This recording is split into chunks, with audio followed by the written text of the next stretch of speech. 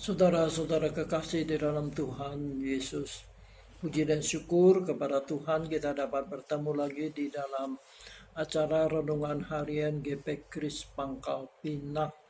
Sebelum kita bersama-sama merenungkan firman Tuhan ini, mari kita berdoa mohon pimpinan dan pertolongan Tuhan. Kita berdoa. Bapa di dalam sorga, terima kasih kami diberi kesempatan untuk mempelajari firman-Mu di dalam Alkitab. Kami mohon Roh Kudus membuka hati dan pikiran kami, supaya kami dapat mengerti firman-Mu. Pagailah hamba-Mu untuk menguraikannya dengan sederhana dan jelas. Terima kasih Tuhan, inilah permohonan kami. Terpuji nama Tuhan. Dalam nama Tuhan Yesus kami berdoa. Amin. Saudara sekalian, kita akan melanjutkan renungan kita mengenai riwayat Tuhan Yesus, tetapi pada hari ini kita akan membicarakan tentang kematian dan kebangkitan Tuhan Yesus. Nas Alkitab yang akan kita baca adalah di 1 Korintus pasal 15 ayat 3 sampai ayat 8. Saya akan bacakan untuk kita semua. 1 Korintus pasal 15 ayat 3 sampai 8. Sebab yang sangat penting telah ku sampaikan kepadamu, yaitu apa yang telah ku terima sendiri, yaitu bahwa Kristus telah mati karena dosa-dosa kita, sesuai dengan kitab suci, bahwa ia telah dikuburkan dan bahwa ia telah dibangkitkan pada hari yang ketiga sesuai dengan kitab suci, bahwa ia telah menampakkan diri kepada Kefas dan kemudian kepada ke-12 muridnya. Sesudah itu ia menampakkan diri kepada lebih dari 500 saudara sekaligus. Kebanyakan dari mereka masih hidup sampai sekarang, tetapi beberapa di antaranya telah meninggal. Selanjutnya ia menampakkan diri kepada Yakobus, kemudian kepada semua rasul, dan yang paling akhir dari semuanya ia menampakkan diri juga kepadaku, sama seperti kepada anak yang lahir sebelum waktunya.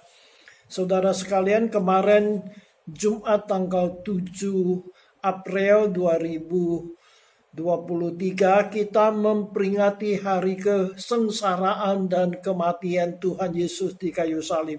Besok hari Minggu kita akan memperingati hari kebangkitan Tuhan Yesus dari kematian, yang biasa kita sebut hari Paskah. Kedua peristiwa ini, yaitu kematian dan kebangkitan Tuhan Yesus dari kematian, adalah inti dari kepercayaan kita. Kedua peristiwa ini adalah fakta sejarah yang disaksikan oleh murid-murid Tuhan Yesus maupun oleh musuh-musuh Yesus Kristus pada waktu itu, yang dicatat dalam tulisan-tulisan mereka. Ada beberapa kebenaran yang sangat penting dalam kedua peristiwa tersebut. Saya akan bersama saudara untuk membicarakan soal ini.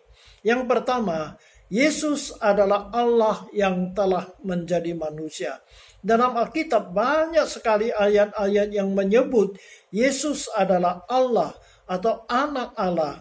Juga disebut sebagai firman Allah telah menjadi manusia, terutama di kitab Injil Yohanes pasal 1.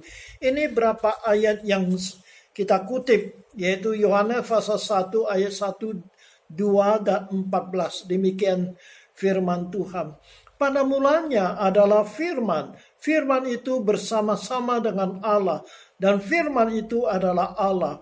Ia ada mulanya bersama-sama dengan Allah. Firman itu telah menjadi manusia dan diam di antara kita, dan kita telah melihat kemuliaannya, yaitu kemuliaan yang diberikan kepadanya sebagai anak tunggal Bapa, penuh kasih karunia dan kebenaran. Ketika malaikat Gabriel datang kepada Maria dan memberitahukan dia bahwa Allah mau memakai dia untuk melahirkan Yesus Kristus, Maria bertanya, bagaimana mungkin dia dapat melahirkan anak padahal dia belum bersuami dan tidak pernah ada hubungan dengan laki-laki. Inilah ayat Alkitab yang mencatat peristiwa tersebut, yaitu di Lukas pasal 1 ayat 30 sampai 35, kemudian ayat 38. Kata malaikat itu kepadanya, "Jangan takut, hai Maria, sebab engkau beroleh kasih karunia di hadapan Allah. Sesungguhnya engkau akan mengandung dan akan melahirkan seorang anak laki-laki, dan hendaklah engkau namai dia Yesus. Ia akan menjadi besar dan akan disebut anak Allah yang Maha Tinggi, dan Tuhan Allah akan mengaruniakan kepadanya tahta Daud bapa leluhurnya, dan ia akan menjadi raja atas kaum keturunan Yakub sampai selama-lamanya, dan kerajaannya tidak akan berkesudahan." Kata Maria kepada malaikat itu, "Bagaimana hal itu mungkin terjadi? Karena aku belum bersuami." Jawab malaikat itu kepadanya, "Roh Kudus akan turun atasmu, dan kuasa Allah yang Maha Tinggi akan menaungi engkau. Sebab itu anak yang akan kau lahirkan itu akan disebut kudus, anak Allah." Kata ayat 38, kata Maria, "Sesungguhnya aku ini adalah hamba Tuhan, jadilah kepadaku menurut perkataanmu itu." Lalu malaikat itu meninggalkan dia. Saudara sekalian, Tuhan Yesus adalah Allah. Allah adalah roh, tetapi telah rela datang ke dunia menjadi manusia yang berdarah daging.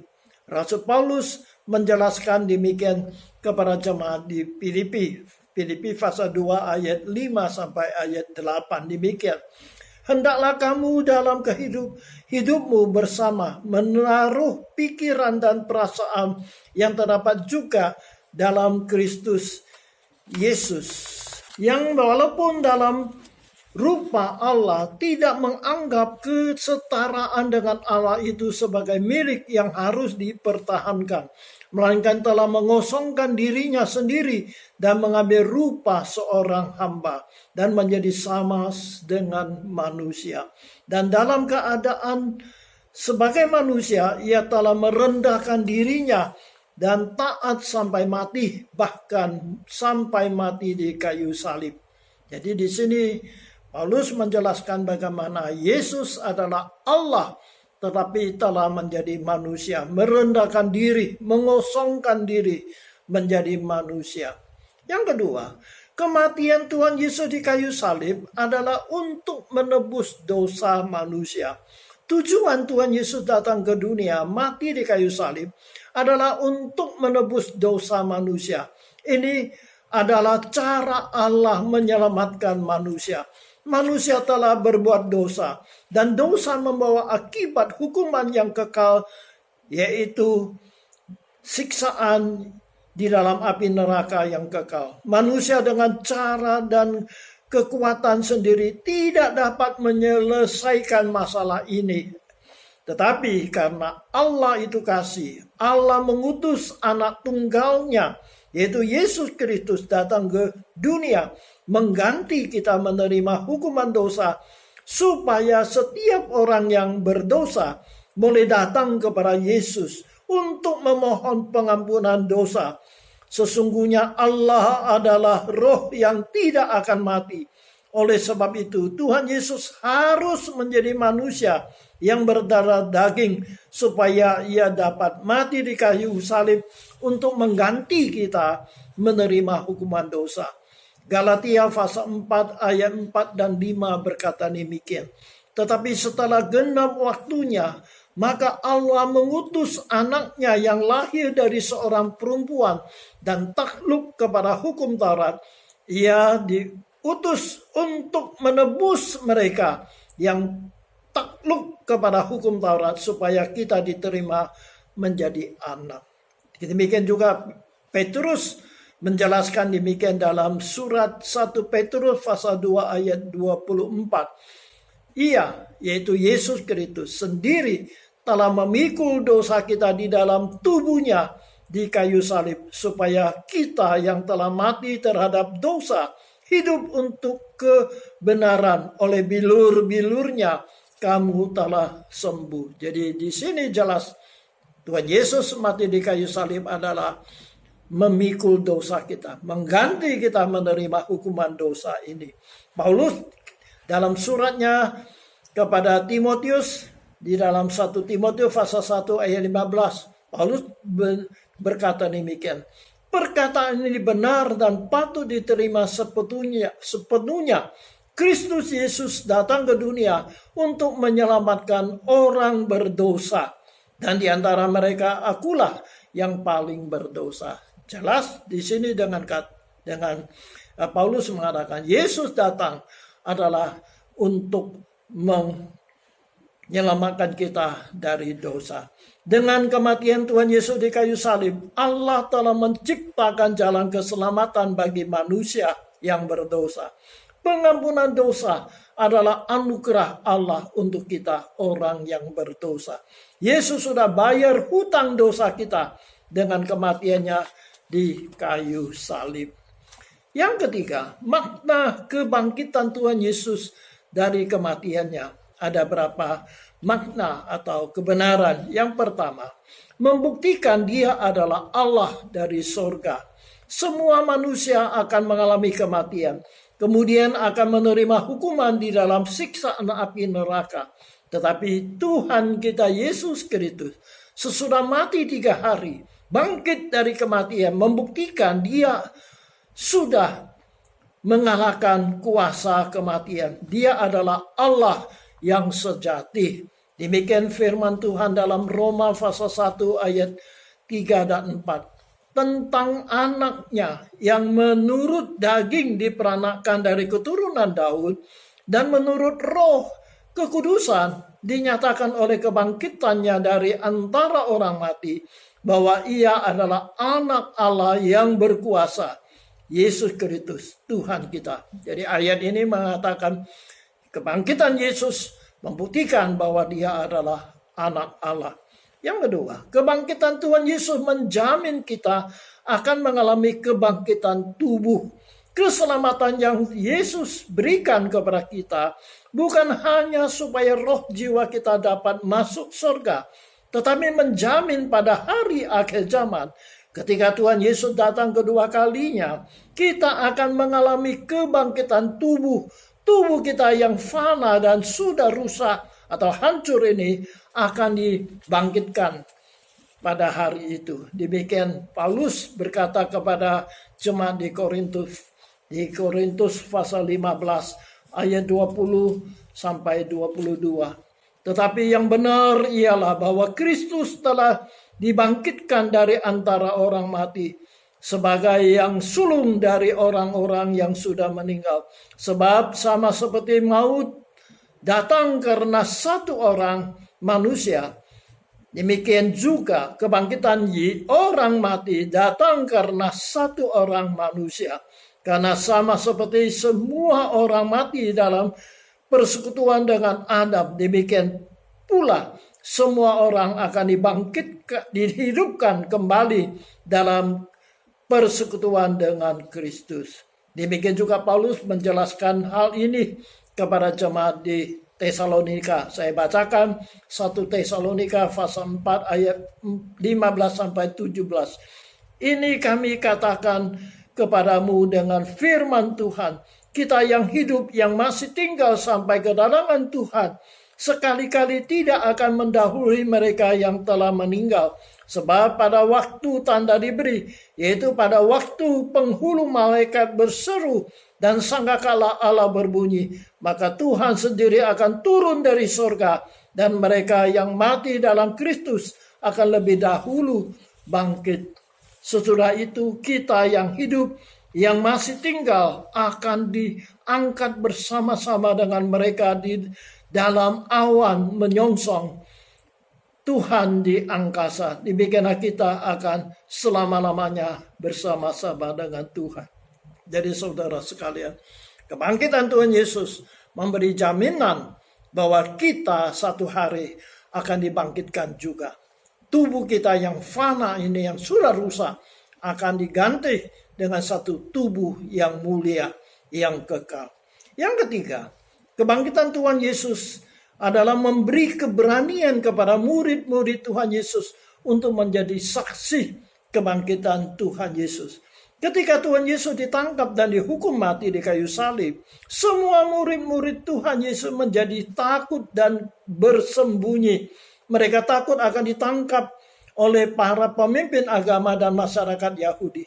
Tetapi setelah Yesus bangkit dan mereka sendiri menyaksikan kebangkitan Yesus dengan mata kepala mereka sendiri, mereka menjadi pemberani. Walaupun para pemimpin orang Yahudi berusaha menciptakan berita bohong bahwa Yesus tidak bangkit, tetapi murid-murid Tuhan Yesus tidak ragu sedikit pun akan kebenaran bahwa Yesus sudah bangkit.